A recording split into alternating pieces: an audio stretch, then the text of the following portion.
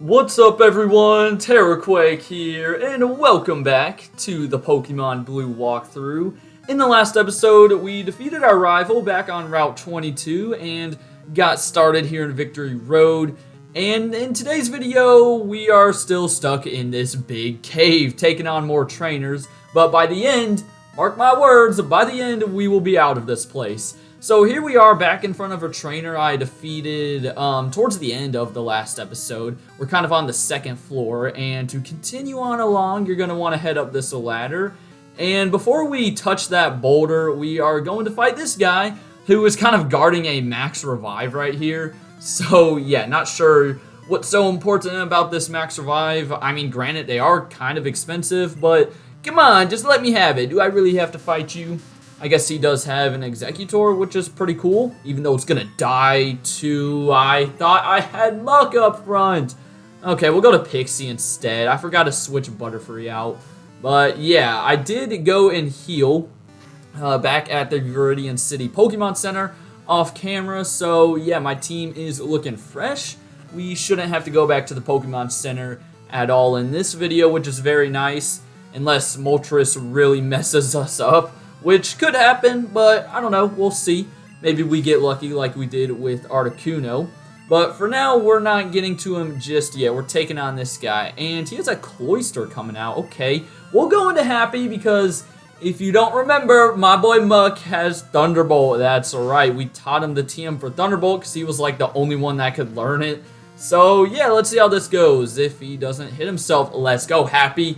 That's right. See, if you just stay happy, you're not going to hit yourself. You know, that's the good old saying right there. An X attack on a Cloyster, bro. What are you doing, cool trainers? See, these cool trainers, they think they're all cool with their X items, but they're really just like the gym leaders using stupid, you know, items for no reason. However, this guy has Clamp, and it got a crit. Dude, I hate moves like this. I'm honestly, look at that, look at that. I mean, we're dead because of that, because it crits on the first turn, so it crits on every single turn after that. Really, really, why you gotta do my boy happy like that? He was about to kill you, Cloyster. Like, you know, it is bittersweet that, like, our first Pokemon walkthrough is coming to a close, but at the same time, man, it's kind of gonna be nice getting out of the glitchy mess of Generation 1 and all these broken moves and everything. So it's got its ups and downs, I guess. Anyways, this final mon is an Arcanine. So Mr. Krabs, get on out here. Give this thing a surf to the face. Honestly, just go ahead and crit it. Make sure he cannot come back, man, because I'm done with this trainer. That's right, Mr. Krabs. Thank you for listening to me. And thank you for leveling up. Let's go, level 45. And I already have to use a revive on someone after the first battle. That is just not a good sign, bro. But really, it wasn't our fault. I mean, come on. Clamp is broken in this game. It works just like Wrap and stuff. And the Cloyster got a crit. So what am I supposed to freaking do? Alright, so we are going to quickly grab the Max Revive that is right over here. And now what are we going to do? We're going to head, yeah, all the way over to the west. Again, we will need to touch that boulder a little later. We're going to ignore that trainer for now. What we want to do first is head down this ladder and fight a Pokemon Maniac. So, yeah, he's like, if you can get through here, you can go meet the Elite Four. Bro, I already knew that, my guy. You know, we knew that since we started our journey back in Pallet Town. And here's another guy that has a Charmeleon. We saw a guy in the last episode that had like all the starter Pokemon, so that was pretty cool. And I'm realizing in this place, Butterfree has not really had a chance to shine. Not many things are weak to Psychic. Probably because the Pokemon Company, you know, figured you already saw enough poison types with how many Team Rocket grunts were in the game. So, you know what? I respect that. And it just allows for an easy one-shot here with Mr. Krabs. Let's go. Next up is a Lapras. Okay. Alright, here we go. Another water ice type. I know for a fact a Lapras doesn't get Clamp, and it's only level 40. Come on, Muck. Get your revenge. I know you can do it. Oh, don't paralyze me. It's gonna paralyze, bro. Watch it. Okay, didn't paralyze there, but we still have like one more turn to go through. Okay. Wow, that did a lot less than expected. We have like 3 more turns to go through. We didn't get paralyzed, though. Let's see. Maybe you want to crit? No? Okay, we might actually kill right here. Oh, come on. I would have rather had you gone for another body slam. All right, we got through it, so whatever. I can't complain.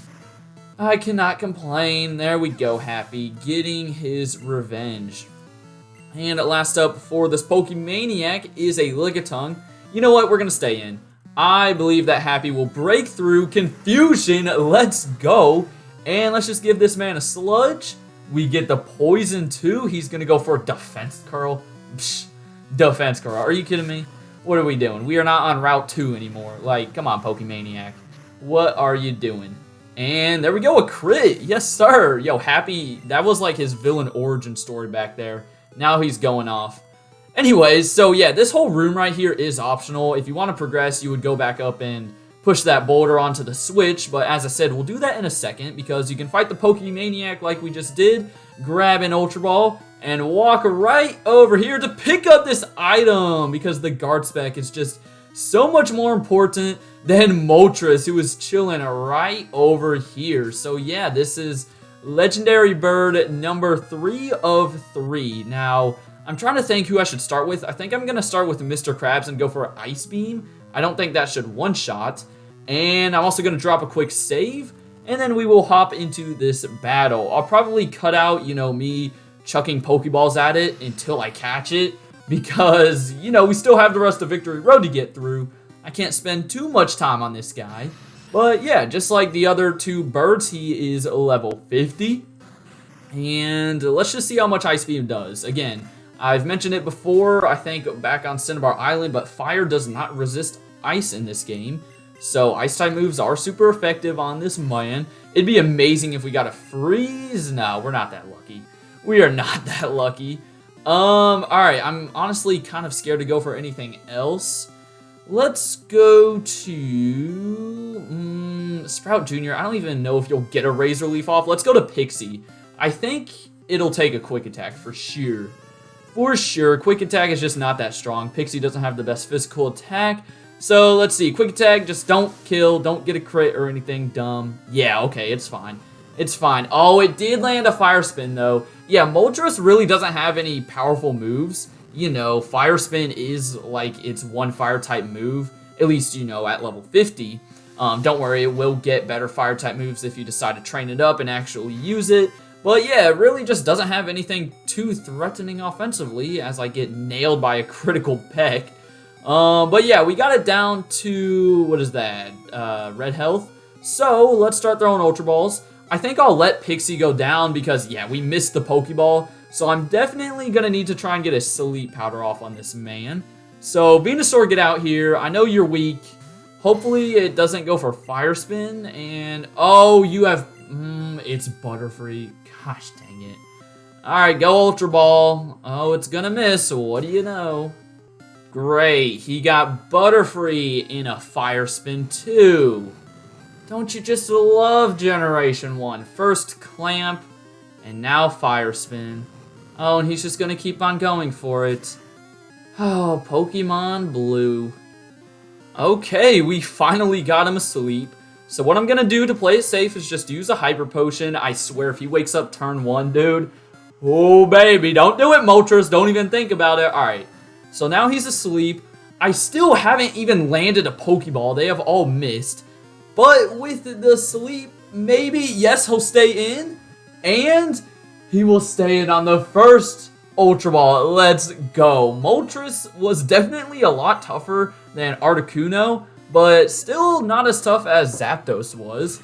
But there we go. We have caught Legendary Bird number 3. So, yeah, once again, not going to give a nickname to it. He will go straight to Bill's PC. And you'll see here in a second, my team got really beaten up by Moltres. I had to revive Butterfree a couple of times because he just kept on going for Fire Spin and locking us in. It was the most annoying thing. And I was basically just sacking off my other Mons, which, you know, I kind of feel bad about, but it had to be done. It was all for a good cause. We caught a Legendary that I won't even use. So, was it really for a good cause? No, just don't tell my team, you know? But yeah, it's fine. We have Hyper Potions for a reason. Moltres, you know, depending on your team and if you go after it, could be the toughest mon you fight in here, if I'm going to be honest. But yeah, let's go ahead and stick Butterfree back up front, I suppose, and continue on through this place. In order to do that, though, we have to actually go back the way we came. That boulder right there will just lead you back to an earlier area. So yeah, we're going to want to get this boulder that's chilling all the way over here. Actually, let me make sure there's nothing down here. I think this is just another, yeah, it's another little boulder shortcut thing to an earlier area. But what you're going to want to do is just move it up to where you can actually push it west. And then you're going to want to push it, well, as I just said, all the way to the west. Just try not to mess this one up because it is very tedious. I mean, you've got to push it all the way over. And the animation is just so slow in this game. Like, is it really necessary for the little dust particles to come up? No, it's not, okay? Look, I appreciate Pokemon, you know, you were trying to add some cool effects to your, was it 1998 game? I don't know when these games came out. Somewhere around then, but, you know, it just makes it more tedious. But yeah, once you get it to the west, you can push it in here, and this is where you want to be a little careful because you can easily get it stuck in a corner and have to do it all over again, which hopefully I don't do that. That would be embarrassing. Yeah, so push it all the way to the left and then down to where it's aligned up with the switch, and then to the left once more, and there we go. Or sorry, to the right. And I realized I completely missed the item down here, which is TM47.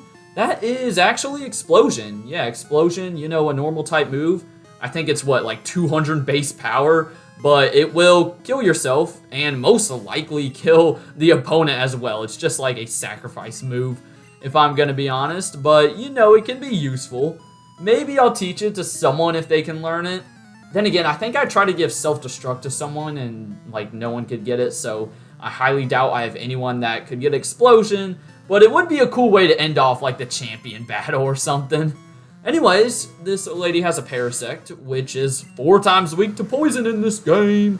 So let's go. Perfect time for Sludge to come in and one-shot that man. Let's get it, Muck. Next up is a Dugong. Okay, we also have a super effective move for this guy. You know, we had that little slip up against Moltres, which kind of ruined Muck's killing spree, but he's back at it here. Thunderbolting away, and yeah, Dugong is just kind of bulky. A lot of the water ice types in this game are bulky. Like, if you think about it, Dugong, Lapras, Cloyster, they just have really good defenses, which kind of sucks because the first Elite Four member actually uses, I think, all 3 of those mons, right? I can't remember if Lorelei has a Dugong, but I know for a fact she has a Lapras and a Cloyster. So yeah, trying to figure out how you want to deal with those water and ice types, because they can be very annoying in that first Elite Four battle. And right here's a Chancy, who you already know will give out a ton of experience, and it just has terrible physical defense. Just try not to use special moves on it because it will eat those up for days. But yeah, down it goes. And we can continue on. So the reason we had to push that boulder all the way over is because there was a switch that's chilling over here to the left, which was blocking our path. First, I'm going to use a Hyper Potion on Happy, though. And let's move on along. I think it was like, yeah, it was right around here. And we have 2 trainers standing back to back. I don't know if they're like a tag team or something, but we're going to defeat them pretty easily. So Muck officially caught up to the rest of the team with that battle. That is very nice. That marks the last time we'll have to switch train in this walkthrough, which is very cool, as we're going to take on this dude's partner, who is really in Victory Road using a Bellsprout. Are you serious? Come on, like, oh my gosh, a level 43 Bellsprout? Okay, it makes sense if it was a Weeping Bell, because maybe you didn't have access to a Leaf Stone, which, speak of the devil, here's a Weeping Bell that's also going to take a Psychic to the face. But like a Bellsprout, man, what are you doing? Come on, you know, I mean, cool trainers. I'm trying to give you the benefit of the doubt here. My goodness. Oh, that's just embarrassing. Also, Butta, I feel like you should level up any time now, because you have been Yeah, there we go. I was about to say, you have been in the front of the party for like this entire victory road. And we'll keep you in, let you finish the job on this other Bellsprout. And I'm assuming she has a victory bell then. Watch her have like a gloom or something just to ruin the pattern. Let's see. Nah, there it is. Victory bell. I knew it. All right, Pixie. Perfect time for you to light this thing up with a flamethrower and finish off this battle. Here we go. And then we can switch Butterfree out from the front because it feels like he's gotten a lot of action, but we've really just been like keeping him up front for the wild Pokemon in here to repel them away. So yeah, that's kind of been Butterfree's job so far in Victory Road. But here we go. Pixie up front. And I just realized all of you guys are like level 45. Okay. And then Sandy's still back there leading the pack at level 46. But once you defeat those two, you can come down here. And again, this is that boulder we saw earlier. What you want to do is, yeah, go to this boulder, shove it down the hole. And if you remember from the last video, this boulder, there was a switch down here that, like, had no boulder near it. And you were probably a little confused, but now that we have pushed that boulder down, we can shove it over to the switch, which will open up that little section. And we are almost out of here. Pretty crazy, man. Next episode, we will literally be taking on the Elite Four. But yeah, we just gotta shove this thing very slowly over to the final switch, I believe. I don't think there's any other strength puzzles. I don't really know if you can call them puzzles. They're kind of easy, but yeah, here's the ladder, and one more ladder to go through. Bada bing, bada boom, we are out of Victory Road. So yeah, you come out on the other side, and there's a bunch of random statues. It's almost like a maze in here, but just take like, one of the first two paths and go straight up, and it'll lead you to the Pokemon League building. And yeah, the color changes. That's when you know it gets serious. Anyways, in here is a Nurse Joy for you to heal your Pokemon, as well as a Pokemart up to the left, I believe. So off camera, I'll be stocking up on some items, and I will use all of the rare candies that I've gotten. But again, I don't really want to switch train. I know that sounds kind of crazy, like my Pokemon are at 44, 45, and 46. But honestly, I think we can do this. Hopefully we can. If not, that's going to be a little embarrassing, but I've said it before in this walkthrough. I think I literally just said it in yesterday's episode as well, but I want to make this pretty challenging. Usually, I'm the type of Pokemon player to like over-level and stuff, but I don't really want to do that with these walkthroughs. So yeah, we're going to try and make it challenging, have a bit of fun with it, and we're just going to see how this goes. I'll probably look through my remaining TMs, see if I should give anyone anything else, but honestly, most of my movesets aren't looking too bad. But yeah, then I'll stock up on items and we will hop into the Elite Four. But for now, I hope you guys enjoyed. Have a great rest of your day, and until next time, deuces.